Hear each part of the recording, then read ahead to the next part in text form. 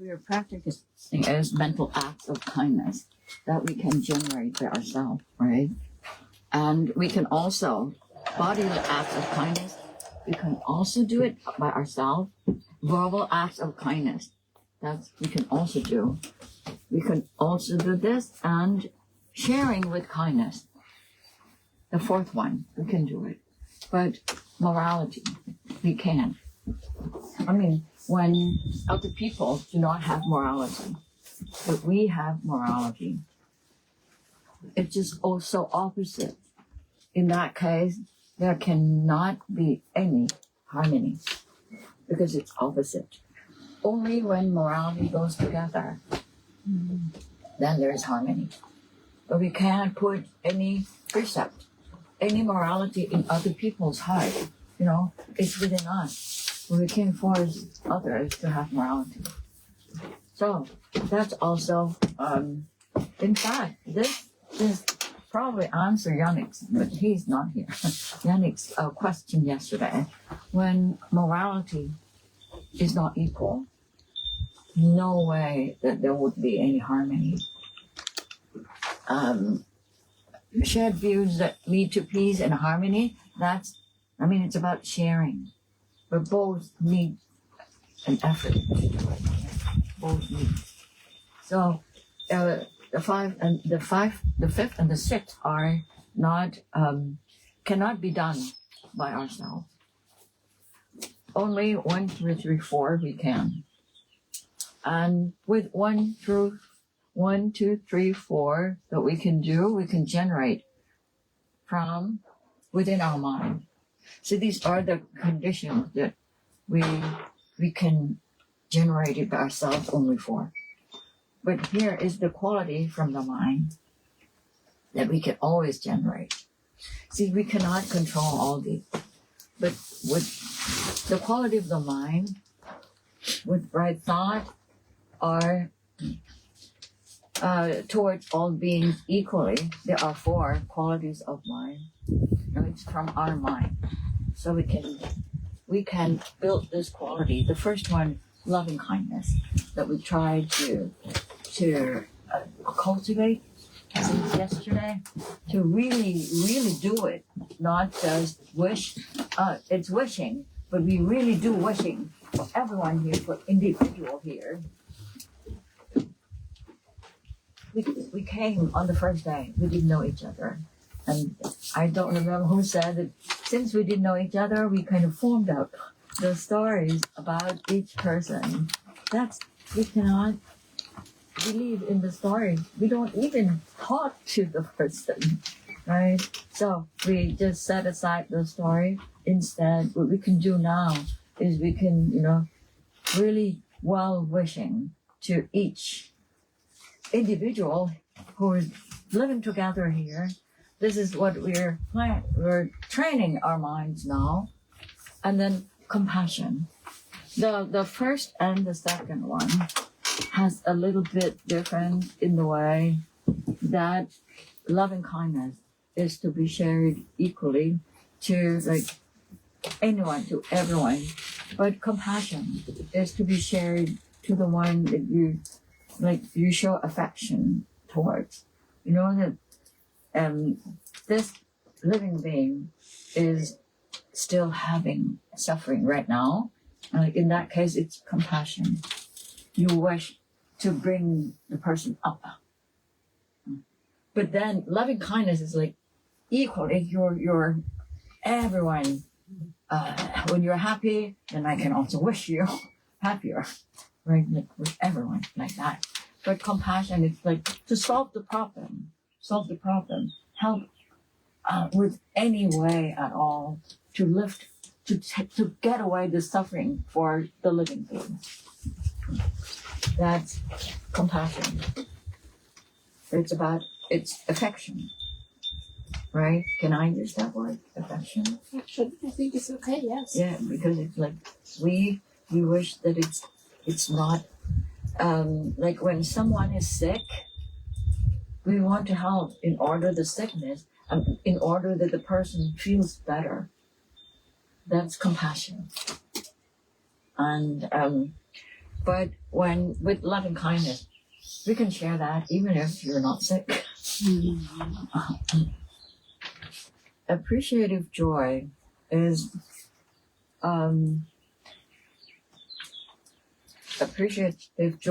whenever someone's successful, you're joyful wholeheartedly, sincerely being joyful. I think in the West, you develop this a lot, I think, since childhood. It's not the same as in Asia. It's very strange, though. It's like, oh, you see, they got a new car, they're successful, or their son graduated, just so happy with them. You know, like having done. Yeah, but not all the time. They can be also the opposite. Really? Jealous. Yeah, so this is against jealousy. So it seems like as long as there's comparison, and then there is the stinginess that you cannot accept it that people have the better quality than you because you compare. Oh, mine is bad, but she's getting much better.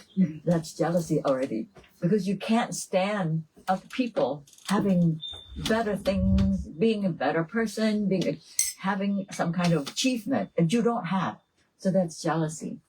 But appreciative joy is the practice. It's the practice in order to do opposite way. So you have to train the mind to really be happy with some other people's success. That is appreciative joy. And equanimity, of course, it's like you have neutrality of mind. Whether it's successful or not successful, that's fine. But it goes like in order. First of all, when you, this is so funny. Lots of misunderstanding in the practice, especially in Buddhism. It's like you always have to be with equanimous mind. Equanimous. You don't care, because you have to look inside. You see this, maybe someone stumble, equanimous. It's their problem. It can, something like that can happen. Like, I think we used to have an example of, we went to listen to Dhamma talk. And then one of the person who gave this Dhamma talk says that if helping animals is a burden, you should be, once you see animals are in suffering, you should try to cultivate equanimous mind. So this is like not from the beginning. So it's in the beginning, you should, if you have goodwill to the animal, and then you know that there are like wandering animals which they don't have food. So what you can do, the best that you can do is bring the food to them outside and left over. That's the best you can do, then you do it. Or the best you can do is you bring it in and take care of it instead. This is like the best that you can do. But if the best that you can do is you don't have the leftover and nothing, then you just give compassion. Whatever you have, you share with that animal. And the rest is that you just have to cultivate equanimous mind. It's not like that you always feel sorry for that animal or the people or the kid or anyone facing the problems, and you try so hard to help already, but it looks like it's in vain because you cannot do anything finally anyway. Everything goes according to nature. So only when you have already done everything that you can and this doesn't work, then you create equanimous mind towards that. the person, animals, or all beings. But it has to start with this, not start from here. It won't work. Not at all. If you start from equanimity, it's very difficult to cultivate loving kindness. So first of all, you have to cultivate this. And then at the end, equanimity. This is about cultivation, make it happen. This one. And these qualities belong to the world in the way that if it's too extreme, loving kindness can turn into cravings. If you, let's say, if I would like her to be happy, wish her happy, then my mind not attached to wishing her to be happy all the time. So now she looks like she didn't look like she's happy today. So I have to try to do something to make her happy. So I start to like buy something for her. And then once she sees this, she smiles. And then, oh, I'm happy. I'm attached to the happiness on her face. See, so this is the starting point of cravings. We crave for the happiness that's happening on someone else's. And that's worldly love.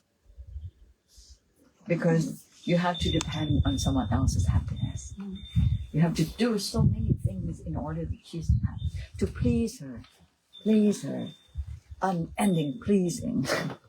This is, in the beginning, it's love, like worldly love. And it's like, oh, now she's happy. And then she's also addicted to this.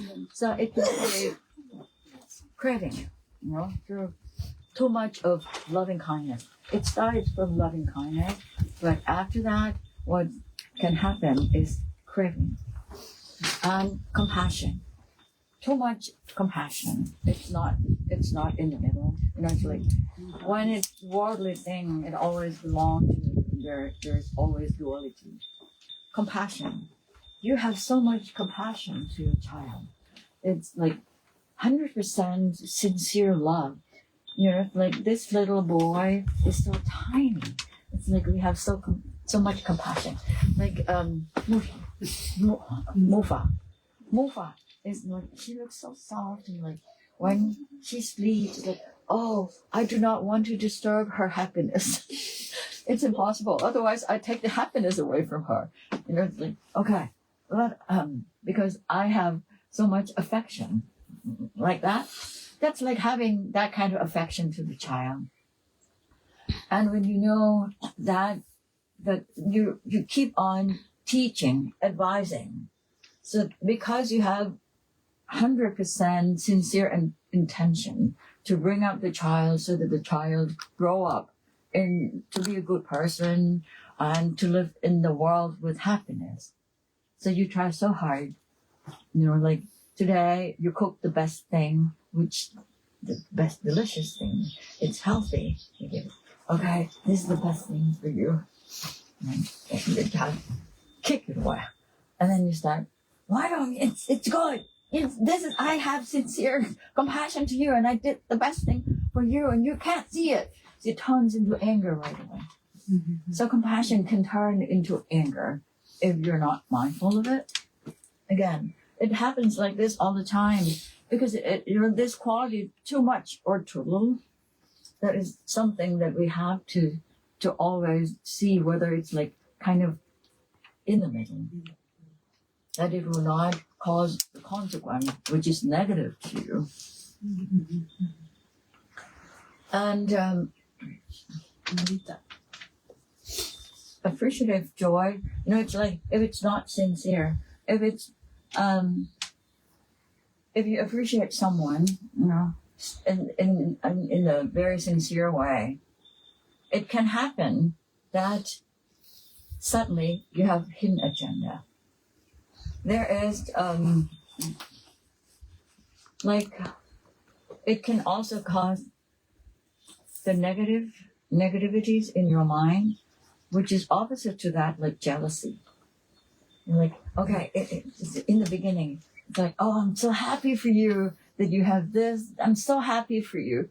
But then when she achieves more and more and more, and you don't have any at all, the difference becomes so big. In that case, you said, not anymore. I can appreciate the success only when there is this much difference. But when the difference is not much, no more. Okay, so this is like appreciative joy. It's also there is limitation, and when it comes backward, then you're jealous. From this point on, you start to be jealous. And equanimity, there are two types of equanimous mind. The equanimity that arises due to concentration meditation. Concentration meditation is when you focus your mind so that you're so absorbed in that focus that the other quality of the mind cannot arise. So that means it is like suppressing or turning away, like turning away from something and look this way instead. So you don't have to know what's happening, which is ups and downs. In that case, you only see this, and it's fine. This is only nothing, radiant kind of mind that I can absorb, that I can be conscious of. And at that moment, it's only like the mind seems to be neutral, because it seems to be neutral because it cannot see what's happening around it. Or in a way, you just suppress it. You move away or suppress it. Then equanimous mind happens just because of this suppression or working on it. That's one thing.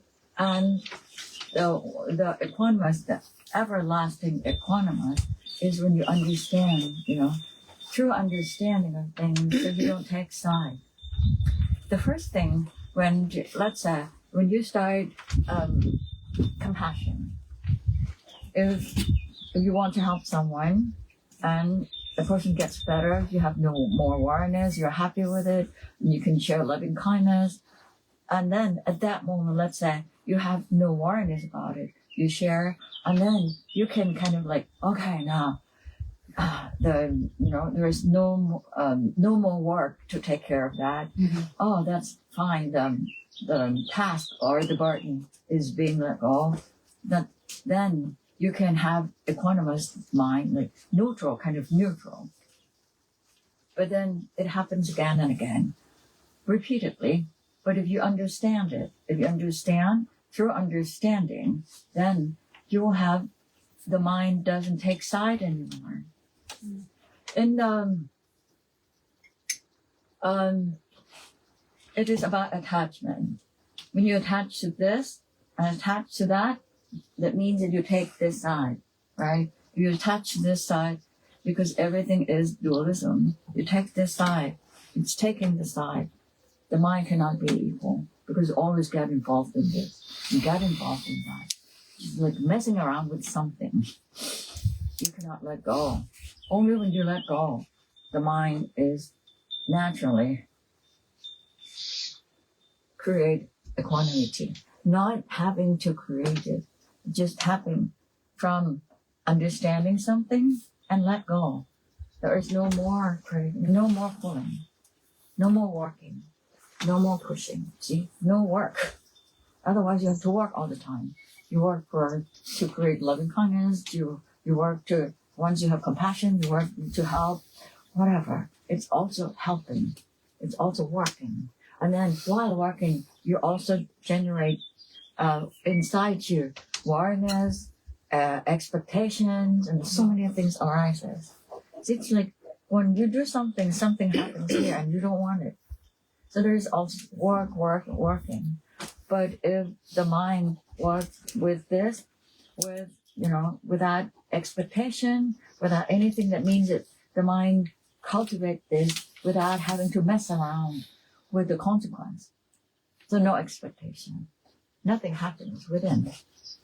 Or when when you understand the circumstance with giving the food to someone you love without expectation, then all the time you will have neutrality of mind, because it doesn't take sides. You do not expect that she would like it or not, or it doesn't really matter for your mind at all whether what will ever happen.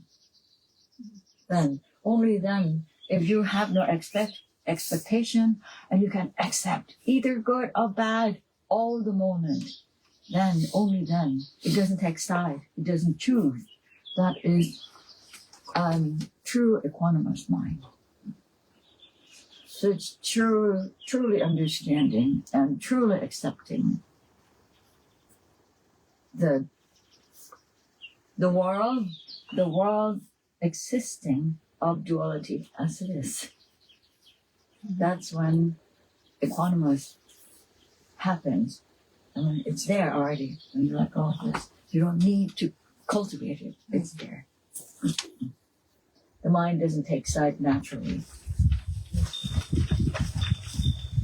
Okay, so as long as we still live in the world, it's like, then we do not want to live in the world with fights, with stress, with so many things that happen.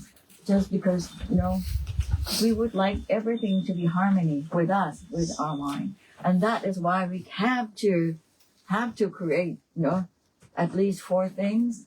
And the 5th, morality or precept. We cannot control other people to have the same quality of morality. So if you happen to live, or if you happen to interact with people, if you have the same amount of morality, then it's harmony. But if you live with a person who has no quality of morality, there can never be any harmony. Always conflicts, always mentally going against each other all the time. There can never be. Or like walking like this. You will never understand each other. So I hope that, like the 5th and the 6th one, you need both. The 5th one, morality, if it's not equal, no way, forget it. So in this case, to build this condition, you have to live or try to make morality equal. But it's not your effort. It also must be the other person trying to build the quality in their mind also. We cannot control other people. So that's something out of our the condition that we can do. So we have to walk away, knowing that the morality is different. The morality can also change. Today I can have this level of morality, and tomorrow this level of morality. So even if I am not, I don't agree with Yannick today, maybe tomorrow I will, because I am growing, I am changing. That might be about shared views. But let's say, the other day, I think that Nuvadi Vento asked me about mob or war. Like, what's happening now in the world? Mm-hmm. You see that the leader of the world, do they have morality? Mm-hmm. And it is impossible to tell them, hey, you have to create morality in your mind, otherwise the world is being destroyed by the people without morality. And do you want to live with them? There's no way. There is no way at all. No way. It's just impossible. You can do something with that except walking away. Mm-hmm. Because we're just different. When you said that it seems like both of you, when you live with the people in the world, they don't understand you. Because the morality, quality is different. Mm-hmm. They don't understand. They can go, they have fun, going out parties, and then drink alcohol and be happy with it. I mean, for us, it's like, hey, this is part of the 5 precepts. Mm-hmm. You're not allowed to drink, So this is different. There is no way you can live and understand each other. no harmony at all. So this makes difference. Yeah. I agree with you because, let's see, before I met you, I was drinking and partying, and I didn't have all those precepts and morality, but I changed. Now I changed. Because you have already developed morality up by yourself. Okay. And I didn't force you. No, Have I ever forced you? At that time. You have to build morality, otherwise you're out of my temple. No. This You is cannot force Yannick to I'll create never stop morality. drinking. no. Okay, I understand. It's yeah. Yeah. Personal nature. So you just have to accept that if you live, you cannot expect any harmony if you live together with someone or with the society who has different morality from you. Just, it's just real. It's the real world. So you think that morality is something that it's not changing? It's permanent? I got that. No, it's not permanent. I mean, if the other people, others, if the whole society changes, and then they focus more on having 5 precepts, the whole society, I'm sure that Stefan and Anna can be happy living together with all of them. They don't have to come out and then drive alone. Just that. It just doesn't happen. Well, sometimes we have to accept that the world, the reality of the world is duality. They have good people and bad people. Otherwise, this is not considered to be the world. It's considered to be Brahma world or utopia or something. But we're living in this world. So there are people with very low morality. And we're on this side. So we're talking about harmony. This is the quality. If it's not equal, there is no harmony. That's it. So yes? Maybe an example, there are in prisons, for example, there are also courses where they teach Dhamma, and there are a lot of prisoners who are really open to change because they see the suffering, and then in this moment they can create morality within themselves. That's maybe an example for it. Yes. People are So able once to they change, there will be harmony. But of course, if they do not change, they also have the harmony with the same type of people, the same-minded, the like-minded. But I think what Luang Mae is saying is, if I understand correctly, is not saying people can't change, but you can't force them to change. Right. It's come out of themselves. But it is quite interesting factor because when Yannick, you asked about last night, and it's about the inequality of morality within 2 people. One more walk. I don't think I see the We'll link. talk about it. Okay.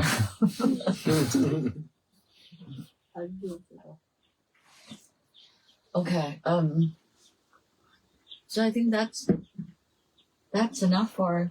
So this is what I'd like to share today, and since this is the quality of the mind, that yesterday not all of you can initiate the quality, but I think that after we shared the technique, all of you can. So today it will be your whole day of cultivation of loving kindness to each individual of us, not to have to go so far. See, last night the sutta was about try to understand whenever the specific individual hurts you.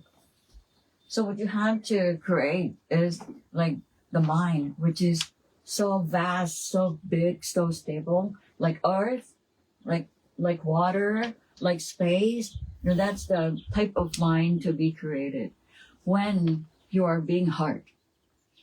But now we're not being hurt. Isn't it easier for us to share, like, to anyone? So even if people we don't know, they don't hurt us yet. So we start cultivating this to each one. Now we don't know each other that much. You see, from the first day we didn't talk at all. We start sharing this in the normal situation. So if we start to train our mind in the normal situation, the quality is there. We are skillful. We're skillful of having this quality very easily.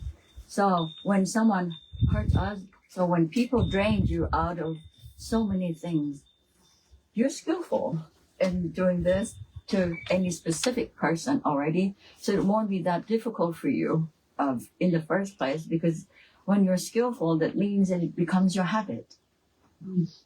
So we have the tools now. exactly. So you see that now we are building habit. The first habit is to cultivate mindfulness, to cultivate right mindfulness, to go within, and to cultivate loving kindness to go out. Only two things, So we need this to balance and go live in the world this way. And still we need practice. So today it's going to be the whole day of practicing these two things.